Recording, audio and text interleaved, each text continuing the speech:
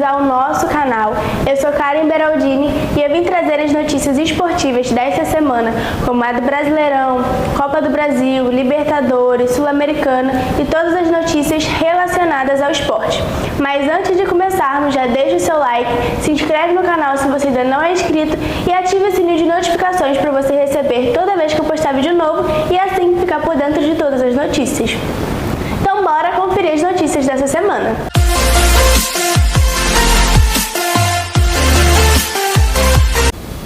Começando pelo Brasileirão na Série A, hoje encerra a quarta rodada após o jogo do São Paulo contra o Santos, que acontece às 20 horas no estádio do Morumbi. Flamengo e Palmeiras anteciparam a rodada e se enfrentaram no dia 20/4. Vamos conferir o que rolou. No primeiro tempo, o Flamengo mostrou para o que veio e dominou o jogo como o torcedor gosta, com direito a gol e tudo, porém, o gol foi invalidado. O Palmeiras teve bastante trabalho na zaga, mas souberam avançar em bons lançamentos longos. O primeiro tempo encerrou empatado no 0-0. No segundo tempo, as duas equipes caíram no rendimento e, com isso, construíram poucas jogadas de perigo. Placar final, Flamengo 0 e Palmeiras 0. Ceará e Bragantino. O primeiro tempo foi de muita intensidade de ambos os lados.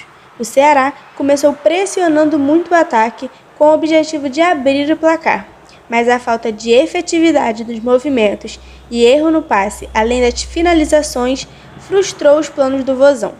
O Bragantino acalmou o jogo e fez um golaço com o Ítalo. O primeiro tempo terminou 1-0 Bragantino. A segunda etapa, o Ceará voltou mais agressivo e equilibrando as ações, mas faltou o capricho. O time da casa pressionou até o final, mas o time de Barbieri conseguiu segurar o placar e levou os 3 pontos. Placar final, 1-0 Bragantino. América Mineiro versus Atlético Paranaense. O América Mineiro começou pressionando o rival, colocou velocidade nas jogadas e não deixou os visitantes sequer tocarem na bola. Porém, o Furacão se organizou melhor defensivamente, eliminando as investidas do Coelho. O Atlético chegou poucas vezes com perigo e nas duas oportunidades com Coelho pelo lado esquerdo. A segunda metade do primeiro tempo foi marcada pelo equilíbrio dentro de campo, entre os times e com uma queda considerável na partida. No primeiro tempo, encerrou em 0-0.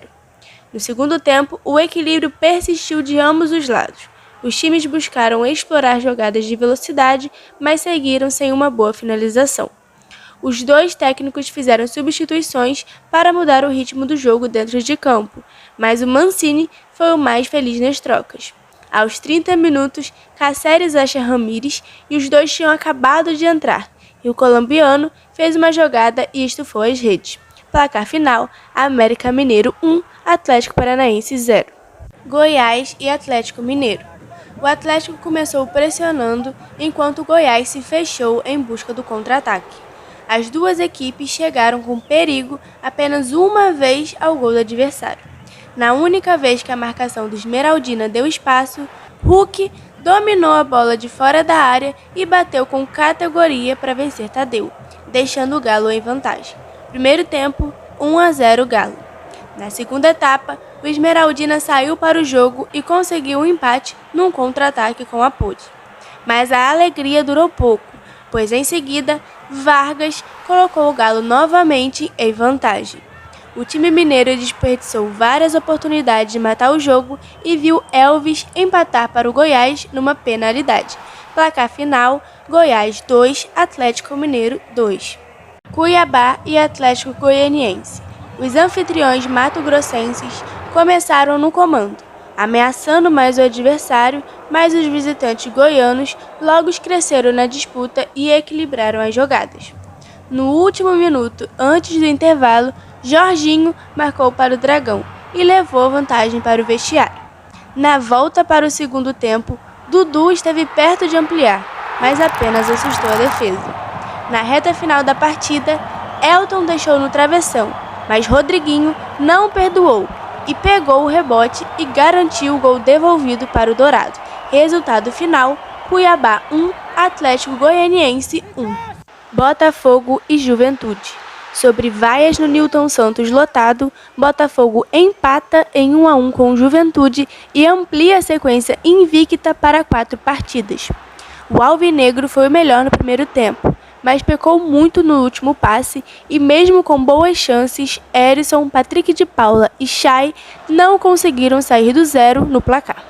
No segundo tempo, a intensidade diminuiu, mas os donos da casa seguiram tendo maior presença ofensiva. Esperando a oportunidade de contra-ataque, o jaconeiro foi eficiente e abriu o placar. Aos 18 minutos do segundo tempo, Isidro Pita recebeu bom lançamento, limpou a marcação com frieza e da entrada da área bateu no cantinho esquerdo de Gatito. O Botafogo continuou insistindo com as entradas de Matheus Nascimento e Diego Gonçalves, dando mais força ofensiva à equipe, mas fez apenas o suficiente para empatar. O gol que deixou tudo igual saiu em cobrança de pênalti, após toque na mão de Paulo Miranda dentro da área. Aos 37, Diego Gonçalves bateu no lado esquerdo de César, deslocando o goleiro e garantiu o empate. Resultado final, Botafogo 1, Juventude 1.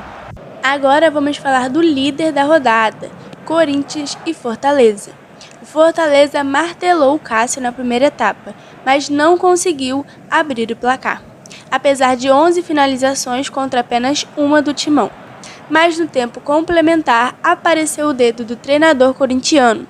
Vitor Pereira mudou o esquema tático e colocou o time para frente. A mudança logo surtiu efeito. Em cobrança rápida de escanteio, Maicon levantou na área e Jussa marcou contra. O tricolor de aço sentiu o gol e não conseguiu segurar a pressão anterior. E o Timão, mesmo não jogando bem e com apenas 3 finalizações em todo o jogo, administrou bem o resultado até o apito final. Resultado final, Corinthians 1, Fortaleza 0. Curitiba e Fluminense. O Coxa começou com intensidade e conseguiu exigir de Fábio aos 8 minutos, mas foi só. A partir daí, o tricolor começou a se soltar em campo e Ganso passou a ser protagonista. Em chute fácil de fora da área, Muralha aceitou e adicionou mais um frango às suas estatísticas. Apenas 15 minutos depois, o camisa 10 do Flu se estranhou com Henrique e levou o cartão amarelo. Na sequência do lance, invadiu a área e completou o cruzamento perfeito de Luiz Henrique para ampliar. Placar no final do primeiro tempo, 2-0 Fluminense. André precisou de apenas 5 minutos para estragar tudo que Ganso fez na primeira etapa. Em menos de 2 minutos, o volante tricolor recebeu um cartão amarelo bobo por falta perigosa na entrada da área e cometeu pênalti absurdo ao levantar demais a perna com disputa para o alto. O Curitiba diminuiu na cobrança e passou a pressionar com tudo. O empate veio logo depois com um bonito chute de Andrei de primeira. O gol da virada parecia questão de tempo, e foi o que os donos da casa precisaram para conseguir a virada histórica. Aos 50 minutos no abafa, Léo Gamalho desviou o cruzamento rasteiro de Fabrício Daniel e foi para o abraço. Resultado final, Curitiba 3, Fluminense 2. Internacional e Avaí. O Inter ficou na trave e terminou zerado com o Avaí. Os donos da casa controlaram a disputa desde o início e tiveram a primeira grande chance de balançar a rede aos 9 minutos, mas o desvio de Maurício ficou na trave. Os colorados partiram para a pressão nos minutos finais da primeira etapa, mas Douglas foi eficiente nas defesas e garantiu o equilíbrio para o vestiário. No segundo tempo, o Inter voltou com o modo pressão ativado e tentou de todos os lados acertar as redes do Leão da Ilha. Alemão e Humberto protagonizaram a jogada de maior perigo e assustaram a defesa do Avaí. Em uma das poucas chances do catarinense na segunda etapa, já na reta final da disputa, Potter chegou completando o lançamento de longe de Eduardo, mas Daniel fez a defesa. As tentativas coloradas continuaram e nos acréscimos Edenilson deixou a chance da vitória no travessão. A jogada apenas agitou a torcida, mas a estreia do novo treinador colorado em casa terminou sem gols em Porto Alegre. Resultado final, Internacional 0, Avaí 0.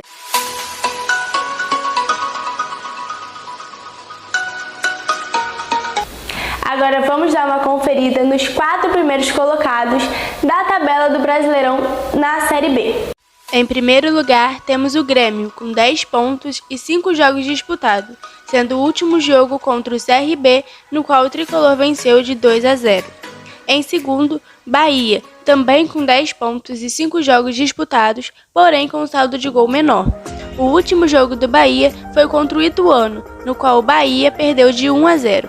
Em terceiro, o Cruzeiro, também com 10 pontos e 5 jogos disputados, porém o saldo de gol é 2.